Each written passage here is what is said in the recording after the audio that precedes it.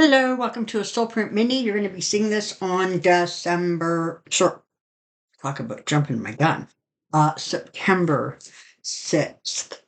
So there's been a lot of chitter chatter, and I suspect there's going to be more chitter chatter about, demanding a speedy trial out of Georgia.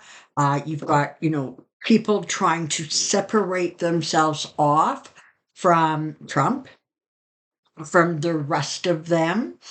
Um, you've got Cheeseboro guy has asked for a speedy trial, and I do believe that that's going to start on October 24th. Sidney Powell has also joined that, and I'm not sure if Cheeseboro exactly wants that to end up becoming a joint trial.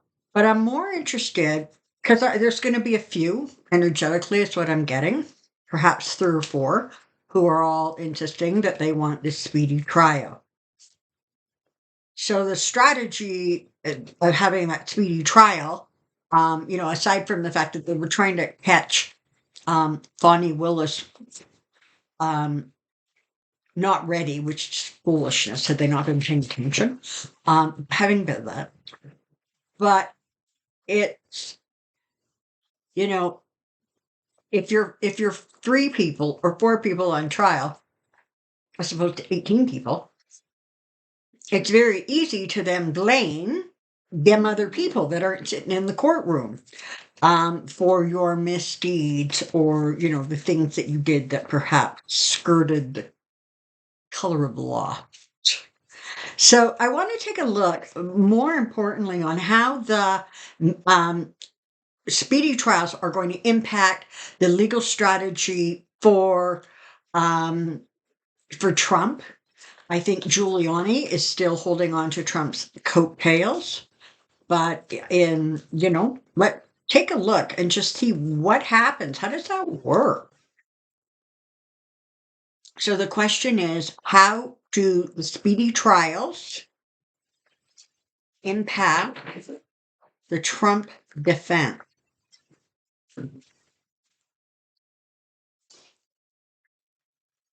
Alrighty, here we go.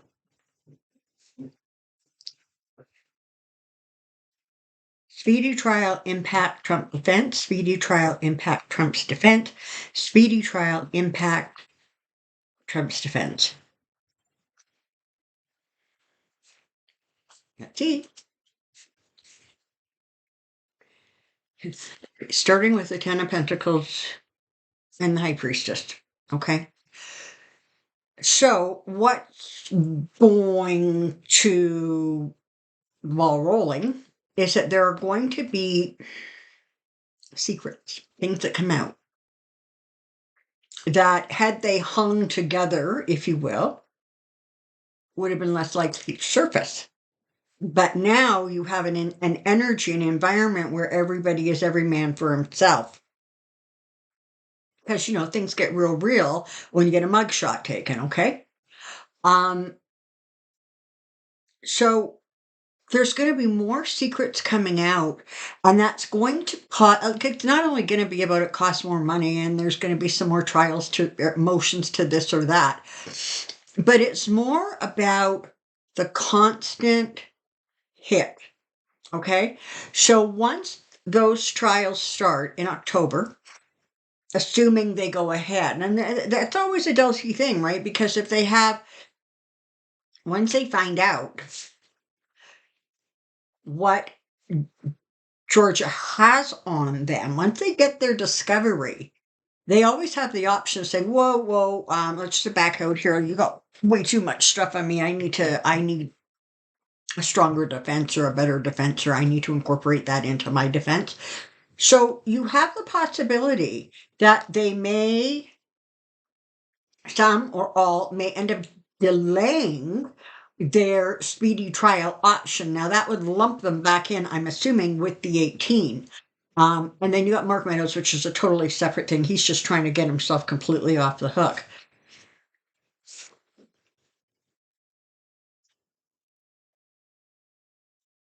Victory followed by death. Okay. Well, this is what we got. I'm just going to lay them out in front of me so I can just grab the energy a bit better. Okay. So what you have is information that's going to come out that is actually going to cause more and more problems. It's going to become more and more problematic for Trump. Um, Energetically, I feel like there's going to be at least two defendants that push ahead with the speedy trial, irregardless. And that's okay. But it definitely is going to create issues and problems for Trump and the Trump defense, because there's going to be stuff coming out that I think maybe they had hoped quiet, or listen, I don't think, in my opinion, for entertainment purposes only, I don't think Trump is telling his lawyers the whole truth. I think that when you get some of these speedy trials happening, there's going to be some things that come out that absolutely like blindside his lawyers. And this is what this is what the Four of Swords and the Ten of Pentacles and the High Priestess are talking about. The Victory Cup card, sorry, this looks up once, is about, recognition, finally, being appreciated, being valued, that kind of energy.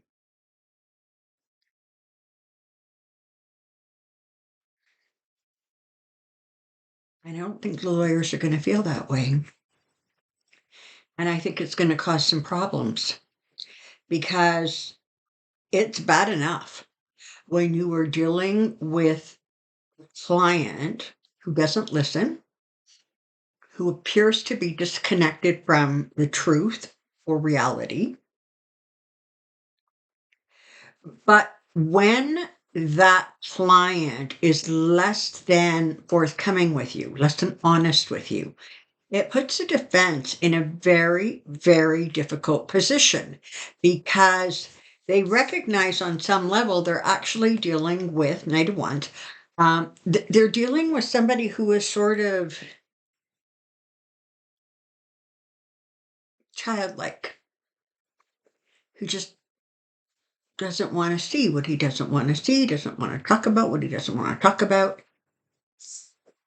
There's going to be more and more infighting as this energy of every man for himself starts to settle in. Because Trump's only paying for Trump. All those other guys are on their own. All those other guys do not have the, the resources to be able to fight and fight and fight, which is what Trump wants to do, right? He wants to push it and push it and delay it and delay it. Now,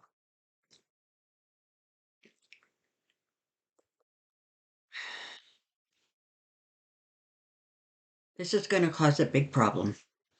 It's going to cause a problem with other defendants or co-defendants. It's going to cause an even bigger problem with his lawyers, who are going to recognize a case that is almost completely spiraling out of their control. And what's worse is that Trump's sort of, and even some of the TV lawyers, the sort of romanticized version of the truth, um, isn't going to be enough to keep it all alive. Okay, they can wish and they can hope, but the reality is that you have an ending coming. You have a death coming, and in some ways, it actually feels as if the lawyers are sitting there going, "Oh my God!" Like the entire case is just falling apart, and he won't shut up. Because, of course, as soon as somebody's going to say something in court about, well, Trump made me do it, or it was Trump's fault, or it was at his drug, Trump is not going to be able to keep quiet. So he's going to be yakking all over the place, making all kinds of noise, and the prosecution is just going to smile and write it all down. But the lawyers,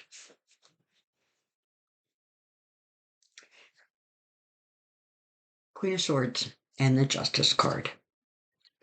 So ultimately, justice is going to come for him. And it feels like in some cases it might be a little bit swifter than they think. Okay? He's in trouble. And he's going to be in more trouble the more people who are allowed to move forward with a speedy trial. And it's not allowed to. If you fall for one, you get one. I mean, that's the way it is in Georgia. Ooh, okay, good cut. So the reality is that the more people who are able to get their narrative out first, the harder it's going to be for Trump because one, at this point, they're going to once you signal you want an early trial, you're trying to separate yourself off. There is no loyalty left to Donald Trump. There is none of that. Oh no, don't worry, I got your back. This is called I need to protect myself because clearly you're not going to try to protect or help any of us. And like I say, Trump is incapable of being quiet, and so the more they talk, the more he is going to continue to shoot himself in, his own foot. God Almighty, I've been saying that for so long. I'm surprised he has any toes left. Okay, so that's what I know about this mini. Thank you so much for being here. Don't forget to post your questions for Friday's Pendulum Friday. Thank you so much for everything. You guys are amazing. Take care now. Bye bye.